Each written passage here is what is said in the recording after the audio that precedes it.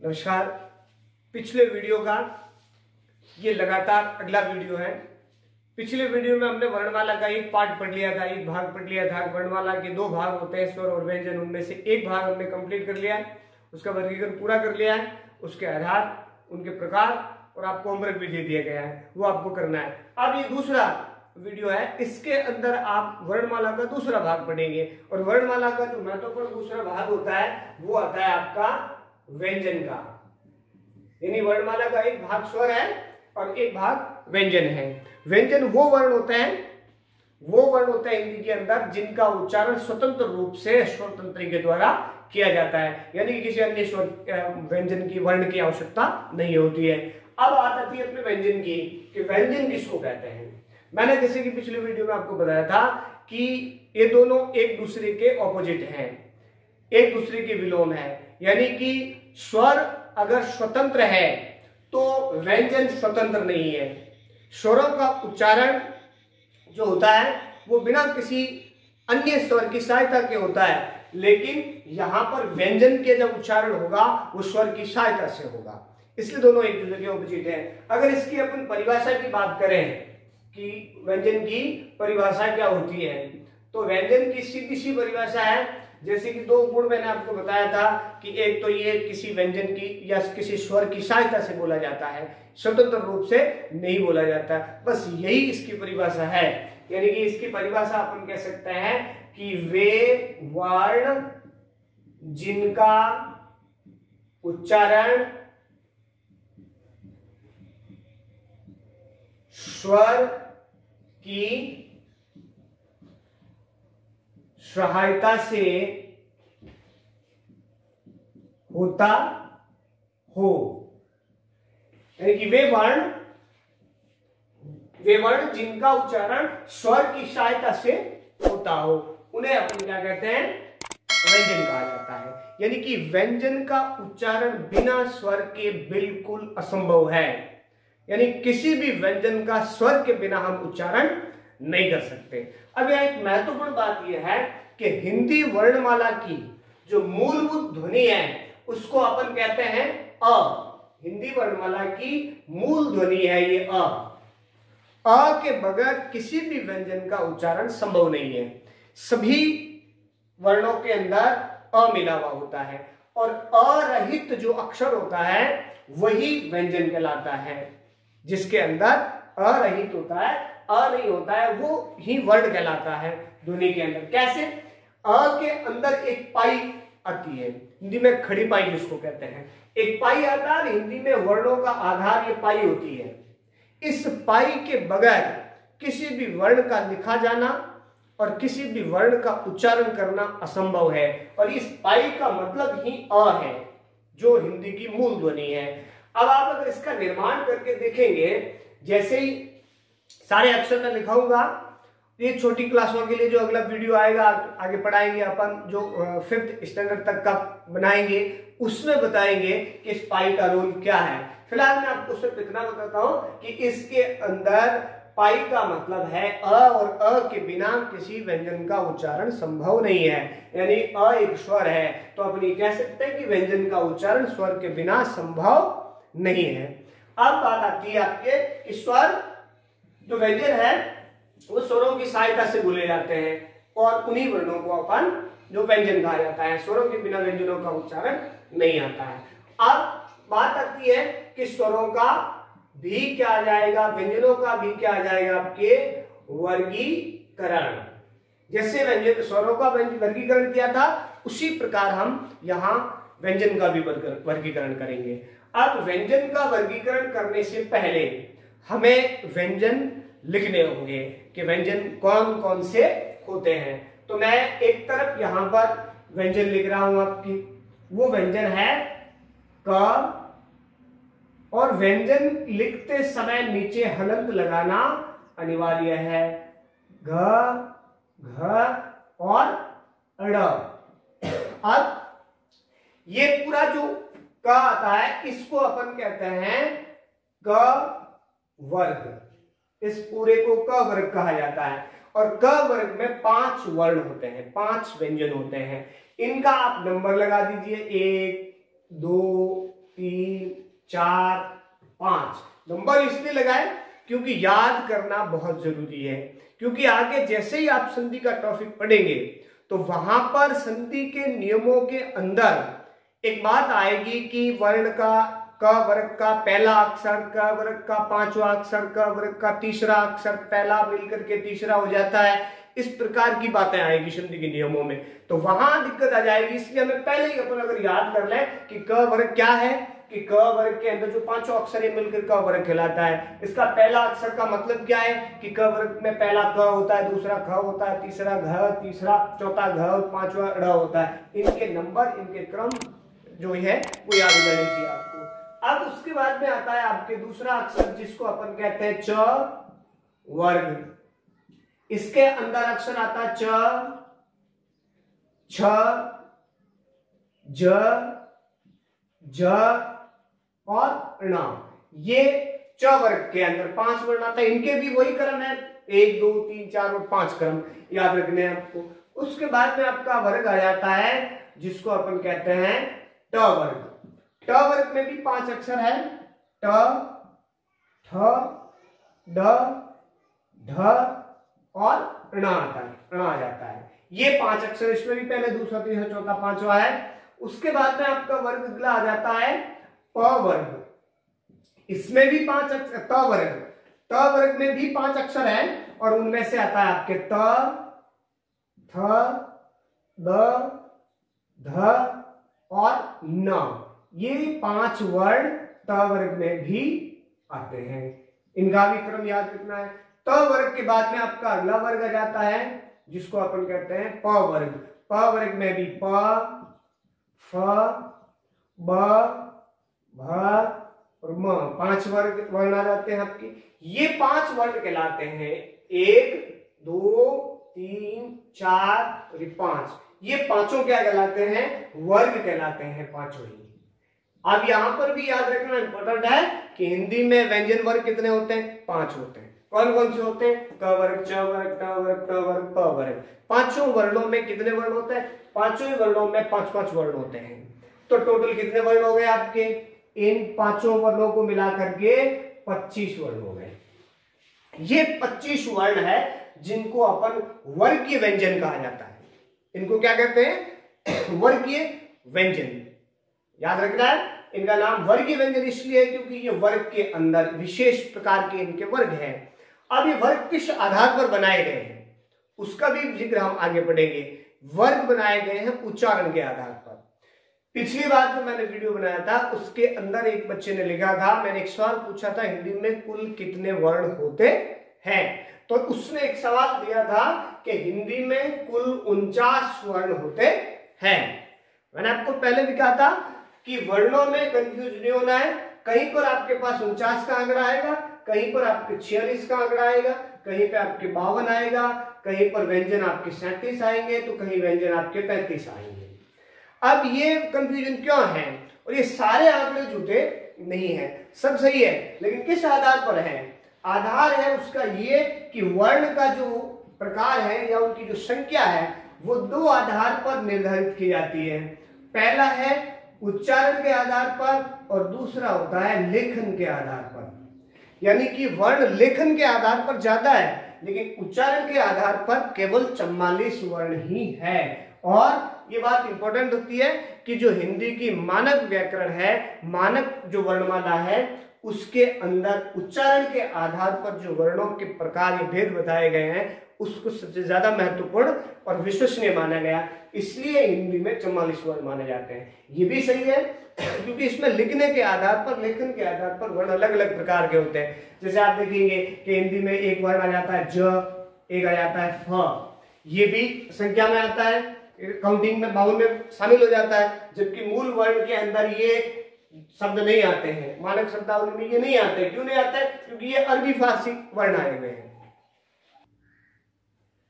हाँ, तो आप देखते हैं अपन कि ये वर्ण जो है, मैंने आपको संख्या बताई, ये संख्या भी गलत नहीं है, ये लेखन के आधार पर है, लेकिन हमें मानना कि उच्चारण के आधार पर है। तो ये जो वर्गीय व्यंजन है वो आपके 25 हो गए। लेकिन इन वर्गीय व्यंजन के साथ साथ इनका दूसरा नाम भी और है, जो अभी हम इधर वर्गीकरण करेंगे उसमें पढ़ेंगे, इनको स्पर्श व्यंजन भी कहा जाता है। तो वो अपने प्रकार पढ़ेंगे। ये आपके वर्ण आते हैं। इनके अलावा आगे जो आता है वो आता है आपके य, र, ल और व। ये 4 वर्ण आते हैं। इन 4 वर्णों को हम कहते हैं अंतस्थ वर्ण। अंतस्थ का मतलब क्या है? अंत का मतलब बीच में, स्थ का मतलब स्थित होना। जो वर्ण बीच में स्थित होते हैं। अब सवाल यह आता है किसके बीच में स्थित होते हैं? तो अपन पढ़ते हैं कि वर्णमाला में 2 भाग हैं, एक स्वर आता है, एक व्यंजन आता है। अब ये 4 ऐसे वर्ण हैं जो न तो स्वर में आते हैं और न व्यंजन में आते हैं, यानी कि इनकी स्थिति उच्चारण के हिसाब से दोनों के बीच में आती है, इसलिए इनको वर्णमाला के अंदर अंतस्थ वर्ण कहा जाता है। यानी कि ये कई बार ये स्वर के रूप में भी उच्चारित होते हैं, कई बार ये व्यंजन के रूप में भी उच्चारित होते हैं, इसलिए इनकी विशिष्ट उच्चारण स्थिति के कारण इनको अंतस्थ वर्ण कहा जाता है। अब य के बाद में आता है आपकी श, श और ह। ये 4 वर्ण भी हैं। इन 4 वर्णों को कहा जाता है ऊष्मीय व्यंजन। ऊष्मीय व्यंजन। अब इनको ऊष्मीय क्यों कहा जाता है? उसका भी कारण है। ऊष्मीय से मतलब है ऊष्मा से संबंधित। ऊष्मा का मतलब होता है गर्मी, यानी कि इन वर्णों का उच्चारण करते समय जो स्वर तंत्री से वायु आती है वो किसी जगह से टकरा करके मुख में किसी अवयव से टकरा करके गर्म हवा देती है। इसका उच्चारण करते समय जब आप मुंह के सामने उल्टा हाथ रखिए तो उस समय आप जैसे आप बोलेंगे इसको स और ह, तो आपके मुख से गर्म वायु बाहर आएगी, गर्म हवा बाहर आएगी, इसलिए इन वर्णों को ऊष्मीय व्यंजन कहा जाता है। तो ये आपके प्रकार आ गए। अब जो हिंदी में मूल वर्ण है आपके 25 ही हो गए आपके, और 4, 25 और 4 आपके 29 हो गए, और 29 और 4 33 हो गए। हिंदी में मैंने आपको बताया था व्यंजन टोटल 33 ही होते हैं, 11 स्वर और 33 व्यंजन। उच्चारण की दृष्टि से यही 33 व्यंजन है। इनके अलावा जितने भी अक्षर आते हैं वो या तो किसी विदेशी भाषा से आगत वर्ण है, जिसे मैंने आपको बताया था ओ, ज और फ, ऐसे वर्ण बाहर से आए हुए। ओ जो है वो आया हुआ है इंग्लिश से, और ज और फ अरबी फारसी से आया हुआ है, लेकिन है वो इन्हीं का रूप है। बस उनका उच्चारण की कुछ स्थिति विशिष्ट होने के कारण लेखन के रूप में वो वर्ण अलग काउंट हो जाते हैं। अब ये 33 है। अब बात ये आती है कि इसके अलावा भी हम जो नर्सरी क्लास में छोटी क्लासों के अंदर जब हमने वर्णमाला पढ़ी थी तो कुछ वर्ण और हैं जो अभी यहां नहीं आए हैं, लेकिन वो वर्ण आएंगे। कौन कौन से वर्ण है वो आते हैं आपके अक्षर और त्र और ज्ञ और स्र। ये 4 वर्ण ऐसे हैं जो हिंदी के व्यंजन माला के अंदर काउंट नहीं होते हैं, गिनती में नहीं आते हैं। उसकी एक विशिष्ट वजह भी है कि ये गिनती के अंदर क्यों नहीं आते हैं, उसका भी एक कारण है। कारण क्या है कि अगर अपन इसको देखें, अक्षर जो लिखा हुआ है आपका ये बनता है आपके क और स से, तो इसको साथ में काउंट करने की आवश्यकता नहीं है, क्योंकि क पहले ही आया हुआ है वर्ण में और ये श से षट्कोण पहले भी आया हुआ है। इन 2 वर्णों के संयुक्त होने से ये वर्ण बना हुआ है, इसलिए इसको मूल व्यंजन में काउंट करने की आवश्यकता नहीं है। अगर अपन त्र को करें तो ये आता है आपके त और र से बनता है। तो भी यहां काउंट हो चुका है और र भी यहां पर काउंट हो सकता है, गिनती हो चुकी है, इसलिए भी इस त्र को मूल व्यंजनों में नहीं गिना जाता है। उसके बाद में अगर आप बात करेंगे ज्ञ की, तो ज्ञ जो है वो बनता है आपके ज और अणा से। तो यहां पर ज भी आपके काउंट हो चुका है और ण भी काउंट हो चुका है, गिनती हो चुकी है मूल वर्णों में। तो ज्ञ को भी मूल व्यंजनों के अंदर नहीं गिना गया है। स्र जो है आपका वो भी है श और र से बना हुआ है। तो यहां पर भी इन दोनों वर्णों की गिनती हो चुकी है, इसलिए इन चारों वर्णों को हिंदी की मूल व्यंजन की गिनती में शामिल नहीं किया गया है। तो इनका नाम तो है लेकिन लिखने में आता है, लेखन में आता है, इसलिए आप देखेंगे कि 3304 जो काउंटिंग हो जाएगी वो 37 हो जाएगी। मैंने अभी पीछे लिखा था, कहीं जगह आता है कि व्यंजन कितने होते हैं, 37 होता है। तो 37 किस आधार पर होता है? लिखने के आधार पर होते हैं, उच्चारण की दृष्टि से नहीं होता है, क्योंकि ये लिखने के आधार पर 4 वर्ण और भी लिखे जाते हैं। तो यहां पर ये आ गए। अब इन वर्णों को कहेंगे क्या? तो इनका नाम दे दिया गया है, जैसे कि आप देख रहे हो कि दो वर्ण संयुक्त हो रहे हैं, संयुक्त का मतलब मिल रहा है, तो इनका नाम भी क्या बढ़ जाएगा? संयुक्त वर्ण। यानी हिंदी में ये 4 वर्ण संयुक्त वर्ण कहलाते हैं। याद रखना है संयुक्त वर्ण है। अब जो इनका जो हिंदी के अंदर शब्दकोश तैयार होता है, डिक्शनरी जो हिंदी की तैयार होती है, उनमें इनका स्थान कंपटीशन एग्जाम में पूछा जाता है। सबसे महत्वपूर्ण कई बार सवाल पूछा जा चुका है। सवाल कंपटीशन लेवल का, ये जो 12th क्लास के बच्चे बीएसटीसी की परीक्षा देंगे उसमें सवाल कहां से ये नहीं पूछा जाएगा। सवाल ये पूछा जाएगा कि जो शब्दकोश तैयार होता है उसमें वर्ण के अनुसार शब्दों को संजोया जाता है। पहले अ के शब्द आते हैं, फिर आ के शब्द आते हैं, फिर ई के, ऐसे शब्द आते हैं। तो उसमें यह पूछा जाता है कि अक्षर का स्थान कहां आएगा, किससे पहले किसके बाद में आएगा। ऐसे ही त्र का स्थान किससे पहले और किसके बाद में आता है, ज्ञ का स्थान किससे पहले और किसके बाद में आता है, श्र का स्थान किससे पहले किसके बाद में आता है। ये सवाल कंपटीशन लेवल में पूछे जाते हैं। अगर आप अक्षर को देखेंगे तो इसमें जैसे आवाज तो आपकी श की आती है, इसको क्षत्रिय भी लिखा जाता है, लेकिन इसकी स्थिति क के बाद में आती है। ये भले ही अंत में लिखा जा रहा है, लेकिन शब्दकोश में इस अक्षर से जो शब्द बनने वाले जितने भी है वो क से बनने वाले शब्दों के जस्ट बाद इसका नंबर आता है डिक्शनरी के अंदर, क्योंकि इसका पहला अक्षर क है। त्र का नंबर जस्ट त के बाद में आता है, क्योंकि इसके अंदर त की ध्वनि आती है। ज्ञ का नंबर जस्ट ज के बाद में आता है, श का नंबर श्र का नंबर स के बाद में। इस तरह से इनका काउंटिंग। ये आपके हिंदी में जो आप अ से लेके क से लेके ज्ञ तक पढ़ते हैं वो पूरे वर्ण आ गए हैं, लेकिन मूल वर्ण आपके केवल यहां तक है। इन मूल वर्णों को ये क्या कहलाते हैं? मूल व्यंजन। और ये मूल व्यंजन कितने हैं?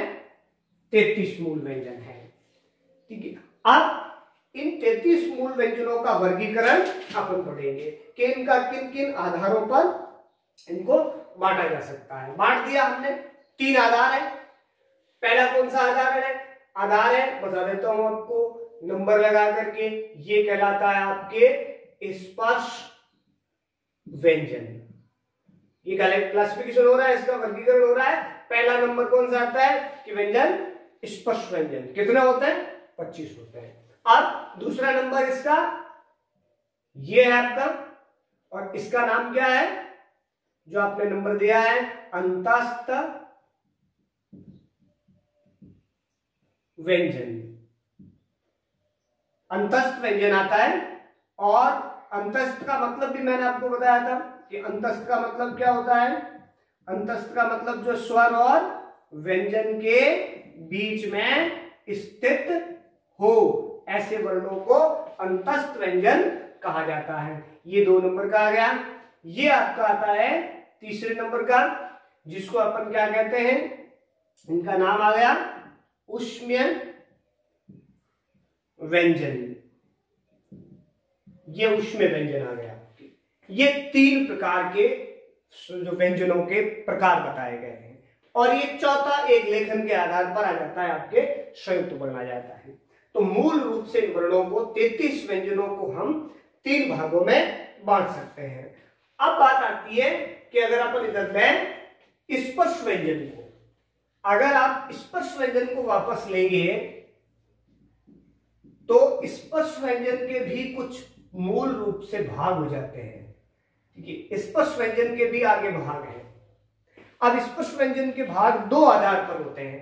कितने आधार पर? दो आधार पर स्पर्श व्यंजन के भाग हो जाएंगे।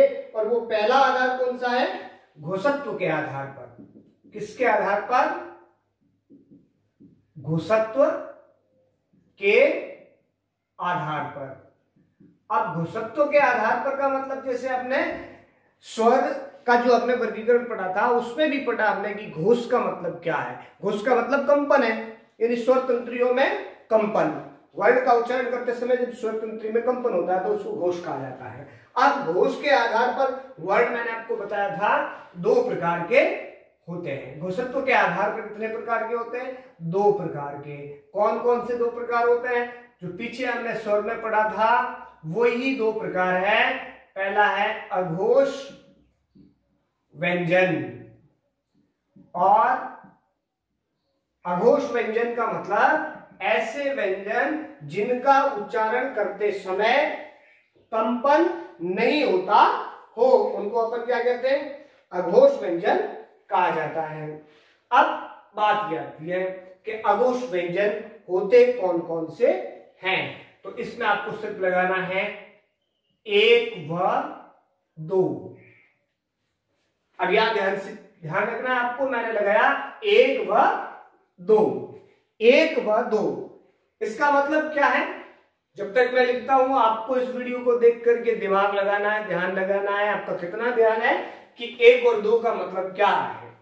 अगला मैं लिखता हूं, उसके बाद आपको बताता हूं कि 1 और 2 क्या है। दूसरा आता है आपके सघोष व्यंजन।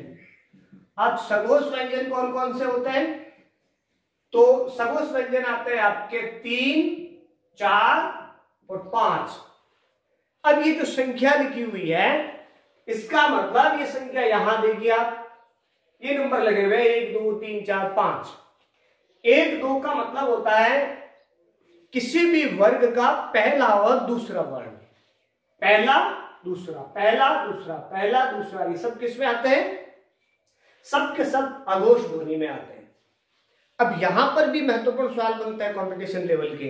सवाल आ गया, मान लो निम्न में से अघोष ध्वनि है, तो उसमें से अगर ये क ख च छ ट ठ त थ और प फ ये ऑप्शन आते हैं तो इनमें से कोई एक ऑप्शन होगा आपका। ये व्यंजनों के अंदर क्या आते हैं?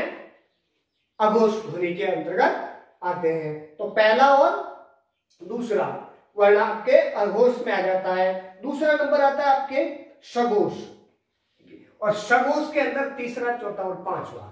यहां पर वर्गीकरण करें तो ये दोनों हैं अघोष और ये तीनों अगले सघोष के अंतर्गत आते हैं।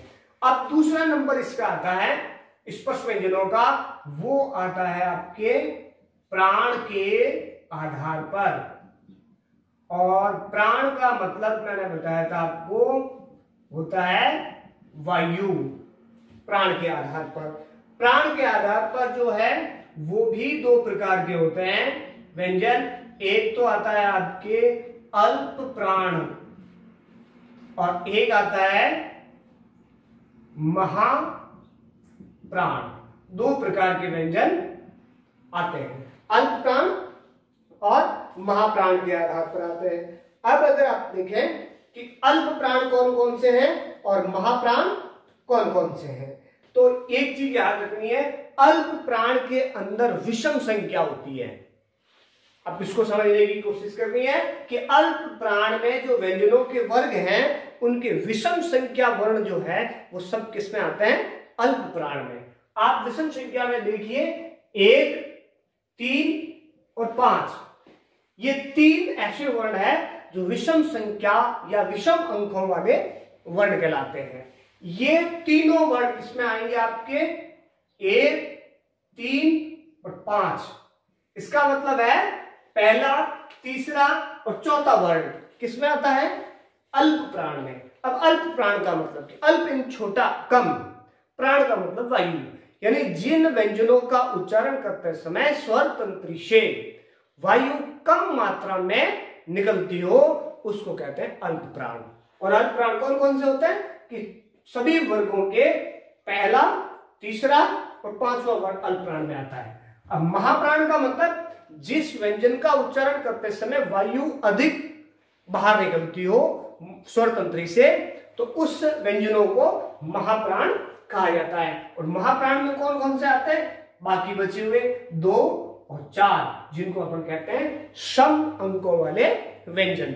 सम में आता है आपका एक 2 आता है और एक 4 आता है। तो 2 और 4 ये दोनों व्यंजन जो स्थान है वो किसके आ जाएंगे? महाप्राण के। तो प्राण के आधार पर 2 प्रकार के हो गए। अब व्यंजनों का ये प्रकार आ गया। अब आगे आता है आपके तीसरा जो प्रकार आता है वो उसमें या अंतस्थ वर्ण आता है। अंतस्थ वर्ण मैंने आपको बताया था ये 2, ये है य, र, ल और व। अंतस्थ वर्ण जो होते हैं, व्यंजन जो होते हैं, वो न स्वर में होते हैं न व्यंजन में होते हैं, दोनों के बीच में स्थित होने के कारण इनको अंतस्थ व्यंजन कहा जाता है। अब ये सवाल भी पूछा जा सकता है, अंतस्थ व्यंजन किसे कहते हैं और कितने होते हैं? तो उत्तर आपको ये बताना है कि अंतस्थ वर्ण वो वर्ण या व्यंजन होते हैं जिनका स्थान, उच्चारण स्थान स्वर और व्यंजन के बीच में होता है, मध्य में होता है, इसलिए इनको अंतस्थ वर्ण कहा जाता है। उसमें व्यंजन किसे कहा जाता है, कितने होते हैं? तो आपको उत्तर ये बताना है कि उसमें व्यंजन वो व्यंजन या वर्ण होते हैं जिनका उच्चारण करते समय स्वर तंत्री से या मुख विवर से उसमें वायु या गर्म वायु बाहर निकलती हो, उन्हें उष्मीय व्यंजन कहा जाता है। और वो श, श, श और ह होता है। फिर सवाल आ जाए, अगर संयुक्त वर्ण किसे कहते हैं, संयुक्त व्यंजन किसे कहते हैं? तो वे व्यंजन जिनका उच्चारण 2 व्यंजनों के मिलने से होता हो या 2 व्यंजनों के मिलने से बने वर्ण को या व्यंजन को संयुक्त वर्ण कहते हैं। अक्षर, त्र, ज्ञ और स्र, ये 4 संयुक्त वर्ण कहलाते हैं। इस प्रकार से ये आपके वर्णों के आधार आ गए। अब अगर अपन कहें कि जो अपन कह रहे हैं कि स्पर्श व्यंजन है, अंतस्थ व्यंजन है, ऊष्मी व्यंजन है, इन सब का प्रकार हमने अभी पढ़ा है। अब ये जो स्थान है, ये कैसे हमें पता चला कि ये ऊष्मीय है, ये अंतस्थ है, ये आपका स्पर्श है, इनका पता कैसे चलता है? उसका पता चलने का कारण जो आप आगे पढ़ेंगे वो है उच्चारण स्थान। उच्चारण स्थान को देखेंगे आप तो आपको पता चलेगा कि स्वर जो है वो किस कैटेगरी में, किस श्रेणी के अंतर्गत आता है। तो आगे आप देखिए उच्चारण स्थान। अब वर्णों का जो उच्चारण स्थान है, अब वापस वर्णमाला आपकी कंप्लीट। वर्णमाला के 2 भाग, एक स्वर था, एक व्यंजन है। स्वर के प्रकार का उसका अगर वर्गीकरण करें 6 प्रकार के स्वर थे, और अगर व्यंजन का वर्गीकरण करें तो मूल रूप से 3 प्रकार के आते हैं। व्यंजन और स्वर का कंप्लीट हो गया। इसके बाद में है इस वर्णों का उच्चारण स्थान। अब जो उच्चारण स्थान है वो आपके मैं शॉर्टकट में बता देता हूं, 6 प्रकार का होता है। वो होता है कंठ, तालु, मूर्धा और दंत और ओठ। और ओठ का मतलब इसका एक शब्द भी आता है ओष्ठ, ओष्ठ भी कहते हैं, और विकृत रूप में इसको होठ भी कहते हैं। अब छठा जो स्थान आता है वो आपके आ गया कंठ के साथ ओष्ठी व्यंजन आ गया, मुद्री आ गया, तालव्य, कंठ्य आ गया।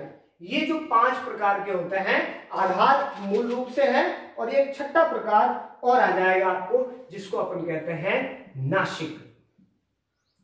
मूल रूप से 5 प्रकार के एक नासिक वर्ण भी होते हैं। ये 6 चीजें हैं जो उच्चारण अवयव कहलाती हैं। ये स्वर तंत्र के अवयव हैं जहां से 33 व्यंजन और 11 स्वरों का उच्चारण होता है।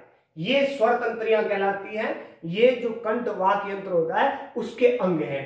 इन्हीं चीजों से पूरे 44 वर्णों का और जो लेखन के रूप में 52 वर्ण है उन सब का उच्चारण इन 6 प्रकार की चीजों से उच्चारण स्थान होता है। अब बात आती है कि आपकी ये जो 6 प्रकार आधार हैं, इनके आधार पर ही आप 44 वर्णों को आपस में वर्गीकृत कर सकते हैं।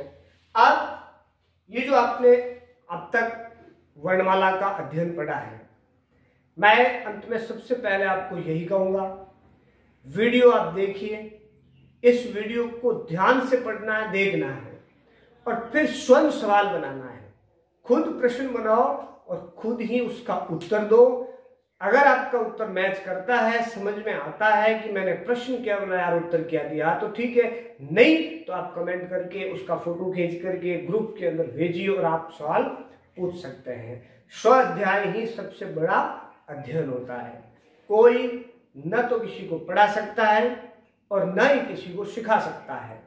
ये निर्भर करता है कि व्यक्ति पढ़ने वाला, सीखने वाला स्वयं अपनी रुचि कितनी लेता है, कितनी सीखता है, कितना पढ़ता है।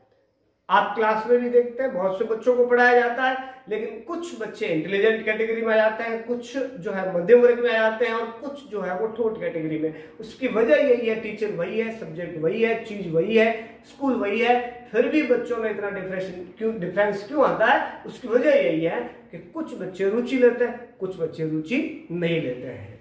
इतनी बड़ी संख्या है हमारी, लेकिन उसमें से कुछ बच्चे ही इन वीडियो को देखते हैं, सवाल करते हैं और फिर उसका रिप्लाई देते हैं।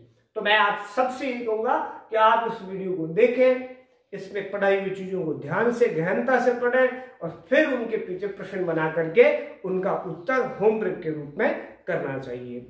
पढ़ाई हमेशा लिखने से आती है, लिखो ज्यादा, क्योंकि पढ़ाई करने में 5 इंद्रियां काम आती हैं, जिनको ज्ञानेंद्रियां कहते हैं। जब तक आपकी ये 5 ज्ञानेंद्रियां एक साथ काम नहीं करेगी, जिसको हम एकाग्रता कहते हैं, तब तक कोई भी विषय हमें याद होने वाला नहीं है।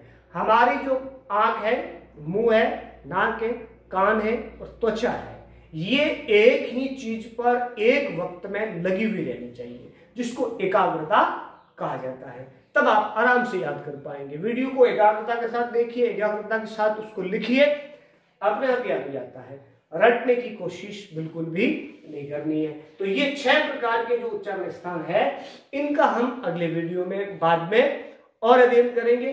कौन कौन से वर्ण कहां से उच्चारित होते हैं और उनका उच्चारण स्थान कहां पर है। ठीक है, थैंक यू।